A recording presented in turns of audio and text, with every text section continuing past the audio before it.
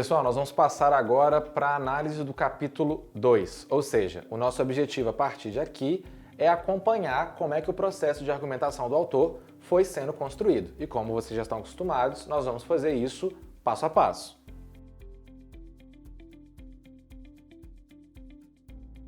O primeiro ponto que merece comentário no capítulo é o fato de, diferentemente do que aconteceu no capítulo 1, ele ser dividido em duas seções.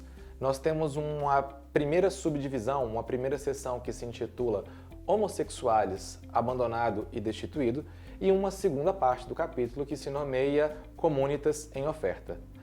É importante que você perceba que ambos os pedaços do capítulo dizem respeito a um mesmo tema, a ideia de sociabilidade. Afinal de contas, a sociabilidade ela interfere na capacidade do ser humano de se associar a um parceiro sexual, e também interfere na capacidade do ser humano de se integrar a um grupo. Portanto, é como se o capítulo fizesse um movimento do individual para o coletivo.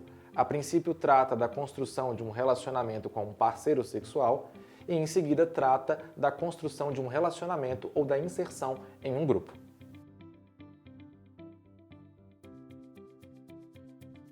Talvez uma primeira ideia que precise ser discutida e analisada mais a fundo no capítulo é o comentário que o autor faz de que houve uma mudança antropológica no que diz respeito ao significado do sexo na nossa cultura. Vamos tentar traduzir isso e deixar um pouco mais palatável, mais apreensível, mais compreensível para nós. O Bauman destaca que o sexo sempre teve um papel decisivo e definidor nas relações humanas. Não por acaso, muitos dos contatos que nós temos com outros indivíduos se baseiam em esforços de simpatia que, no fundo, estão relacionados a um certo desejo sexual. Eu quero parecer simpático, inteligente, atrativo para um possível parceiro ou para uma possível parceira. Ou seja, o sexo é sim uma ferramenta importante para regular as nossas relações sociais.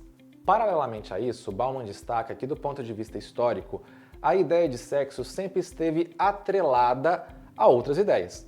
As mais evidentes são, é claro, as ideias de procriação e de construção de uma família. Em uma sociedade tradicional, em que não existem determinados recursos, como, por exemplo, o preservativo, a ideia de sexo está intimamente, indissociavelmente ligada à consequência da geração de um filho e, portanto, à construção de uma família em moldes tradicionais. Outro ponto destacado pelo autor é que, em sociedades primitivas ou não, o sexo costuma ser associado também a impulsos, ideias e valores religiosos. É muito comum se ver e interpretar o sexo como um ato sagrado, como uma entrega tão profunda e tão íntima que deve ser considerado como algo da ordem divina. Para o autor, no entanto, na nossa sociedade, houve uma emancipação, uma dissociação da ideia de sexo desses subconceitos, por exemplo, da ideia de família ou da ideia de um ato sagrado vinculado à religião. Isso porque, em função dos avanços da medicina e da ciência contemporânea, é possível manter uma relação sexual sem ter filhos, por meio do preservativo, ou é possível ter filhos sem vir a concretizar uma relação sexual, por meio da reprodução assistida ou da inseminação in vitro e assim por diante. Outro fato que também deve ser considerado é que, para a maior parte dos indivíduos contemporâneos, ou seja, da nossa sociedade, o sexo não tem mais um valor sagrado, único ou transcendental. É muito difícil que uma pessoa compreenda o ato sexual como uma entrega única, íntima, que envolve quase que um desnudamento de identidade que eu vou fazer para uma pessoa de uma forma muito especial. Prova disso é que o Tinder está aí. As relações sexuais, elas não são todas carregadas de significado, elas podem acontecer de forma rápida, passageira e de se esvair.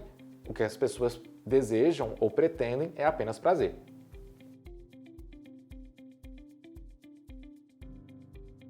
Uma segunda mudança observada pelo Bauman é o significado ou a forma de se enxergarem os filhos na sociedade. Por meio de uma retrospectiva histórica, o autor comenta que, a princípio, os filhos eram considerados como um pequeno exército de mão de obra à disposição da família. Nessa perspectiva, ter mais filhos significava mais possibilidade de ganho financeiro. No entanto, na contemporaneidade, na pós-modernidade, nos dias de hoje, os filhos não são compreendidos como um ativo financeiro para a família.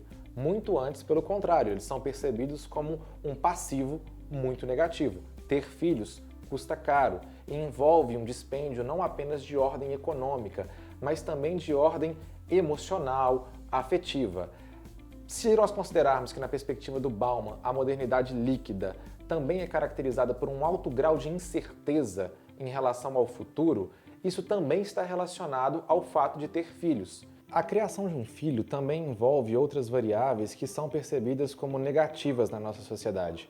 Em um mundo extremamente rápido, móvel, líquido, como descreve o Bauman, é um valor à nossa capacidade de mobilidade ou ter uma ampla margem de manobra sobre a própria vida, para que nós possamos nos readequar ou nos readaptar a qualquer mudança de circunstância. O fato de se ter um filho, de certa forma, nos prende ou nos amarra a ele e reduz a nossa margem de manobra.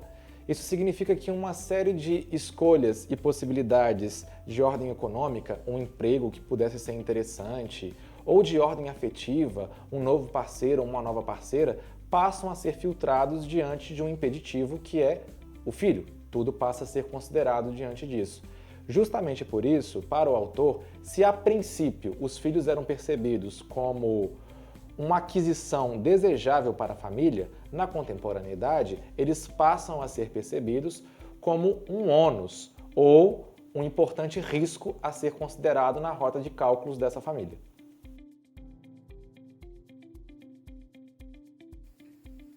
Na segunda seção do capítulo, nomeada de Comunitas em Oferta, Bauman começa a tratar da sociabilidade não no campo da escolha de um parceiro sexual, mas da capacidade de se integrar a um grupo de indivíduos.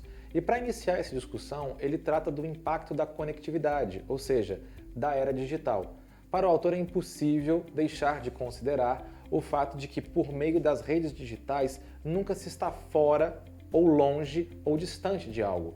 Existe uma constante presentificação de tudo e de todos. Bauman chega ao ponto de dizer que nós estamos vivendo um momento em que a contiguidade física, ou seja, a proximidade física, não implica, não acarreta, não significa a proximidade afetiva ou real de outra pessoa.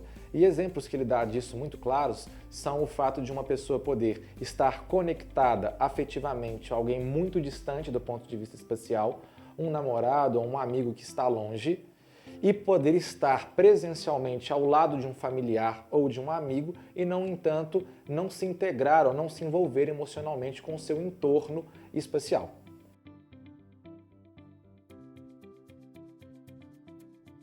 Uma das coisas observadas pelo autor é que as dificuldades que os indivíduos contemporâneos experimentam no que diz respeito à inserção social também estão relacionadas ao fato de determinados valores como a solidariedade, a caridade, a fraternidade estarem fora de moda.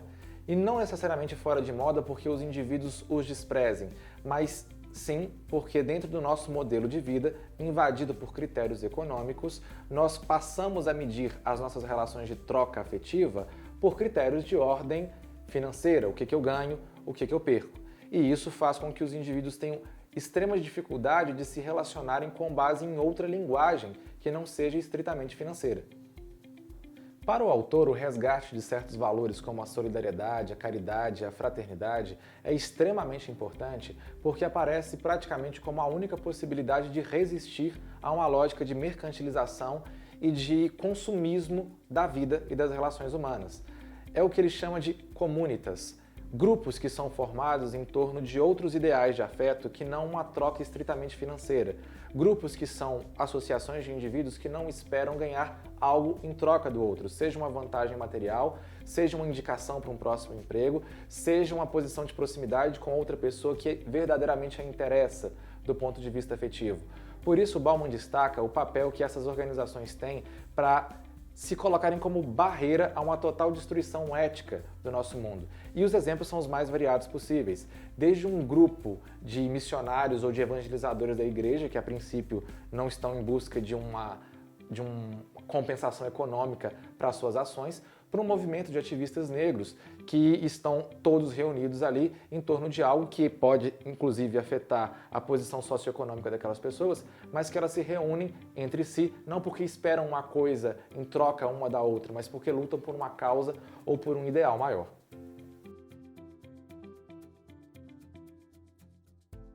Pessoal, com isso nós fazemos o encerramento dos comentários e da análise do capítulo 2.